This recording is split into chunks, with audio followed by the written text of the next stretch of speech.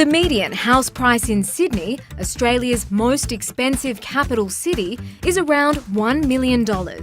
No surprises here, that gets a view of, wait for it, Sydney under construction. Take the stunning Lower Blue Mountains, an hour west of the CBD. $1 million buys a palatial family property. Or head to surfing hotspot Freshwater on the northern beaches, where you could nab this sun-filled property for less than $1.1 million. So Melbourne's median house price is $818,000. That's actually come down quite a bit over the past 2 years, down by about 11% from its peak. So that's quite a significant price correction.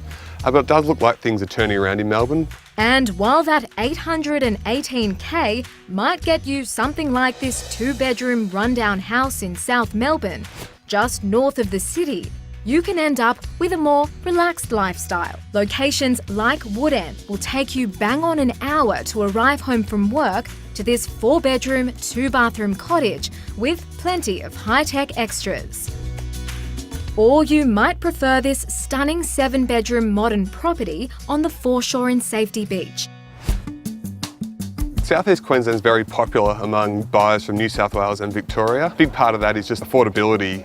We see lots of interest, particularly from investors. Brisbane's median property price sits at $559,000. In East Brisbane, that buys, well, let's call it a renovator's delight. 2 bedrooms, 1 bathroom, and plenty of work. Head an hour south to the Gold Coast, and for the same money, you can buy this 4-bedroom, fully renovated home.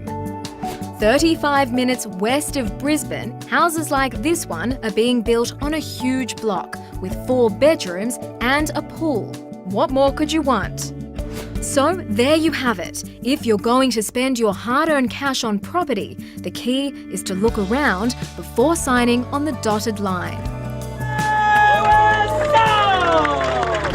Absolutely, that is the key. And of course you have to weigh up your lifestyle and travel time with how much money you actually have to spend, and perhaps it's worth a drive out to the outer suburbs just to see whether you could live that lifestyle or whether you do love the hustle and bustle of living in a city. Look, I really agree. I think, there's no doubt that the job creation seems to be still very much in the big cities, and we can see that in the regional cities versus, say the closer regional cities to the major cities, they're the ones that are performing the best. So you really do have to weigh up how much time you are willing to spend in the car, because I think a big part of the affordability conversation needs to come down to time. Something that we always skate over. We never have enough of either. Let's have a look now at the median house prices around the capital cities. So Sydney is still well up there, isn't it? It certainly is, above $1 million.